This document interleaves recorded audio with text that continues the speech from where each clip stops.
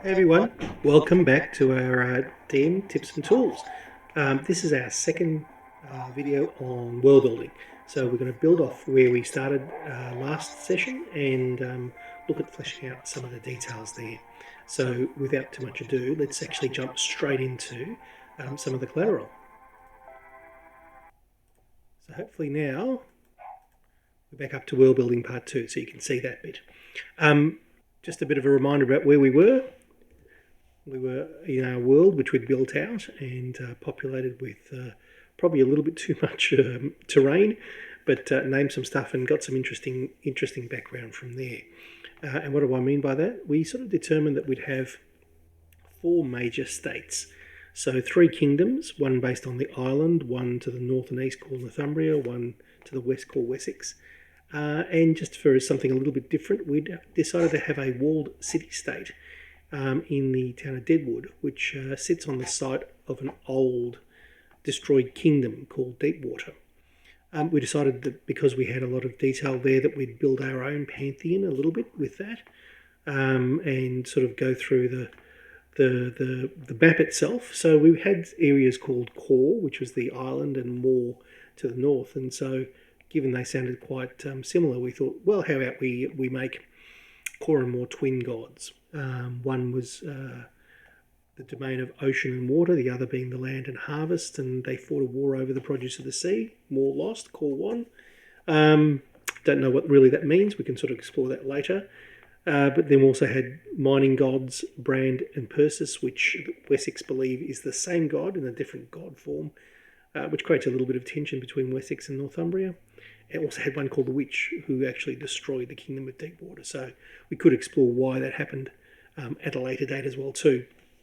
Now we've allowed for some other minor deities there as well too, only because if people are importing their own, say, clerical type characters, the domains may not fit with people's background. So give them a bit of flexibility. You know, we can sort of create other ones as necessary. But anyway, so that's where we got to really at the end of last session. So to summarise, really, we sort of had some economic indicators from each of the 4 areas. Like, for example, with Deadwood, they might be able to harvest some of the wood from the Cursed Hollow woods. Maybe that hardwood has magical properties or is special.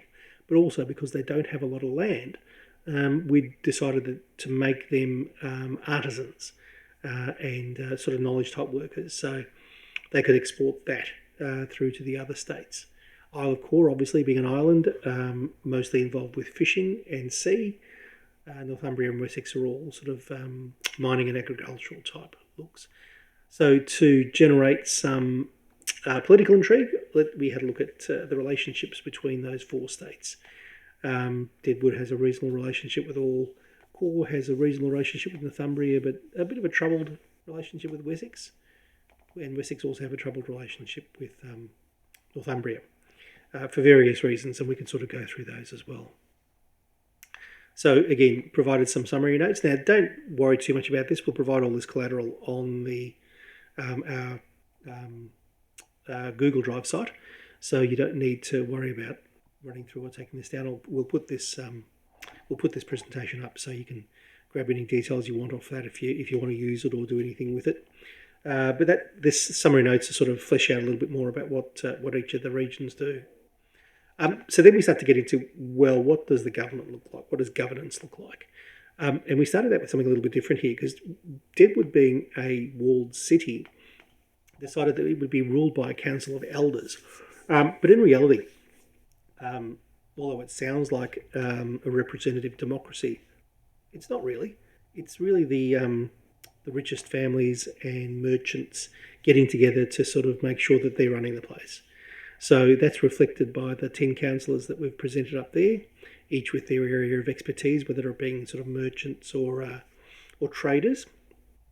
We've also decided to make it interesting in that Deadwood wouldn't have any capital punishment, so there's no high justice, no death penalty.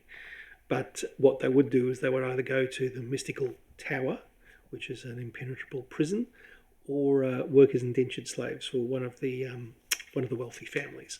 So that provides a little bit of interest there.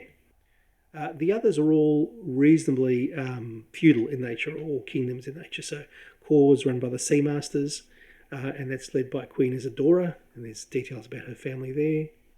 Northumbria, the House of Valtor, where King Harold is the ruler and his family there. And in Wessex we did something a little bit different.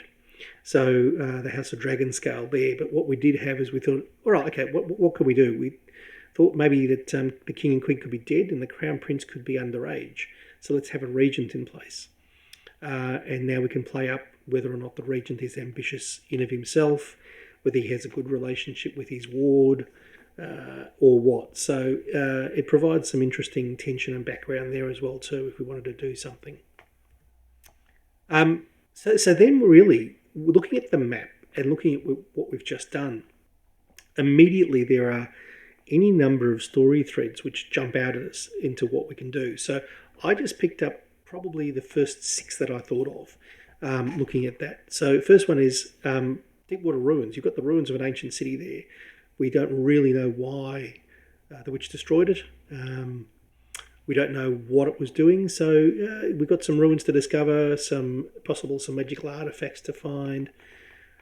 It could be an area of contention between Wessex and Northumbria, but it's a good old dungeon romp if you wanted to have it there. The next is really because of the nature of trading in goods. Wessex and Northumbria probably need to trade, but there's probably factions within those places that really want to have an all-out war. So that could be a background for something. The fact that Core kind of controls the sea. There could be illegal warship construction in Wessex or somewhere else, trying to break that monopoly. There could be spying involved with another thread.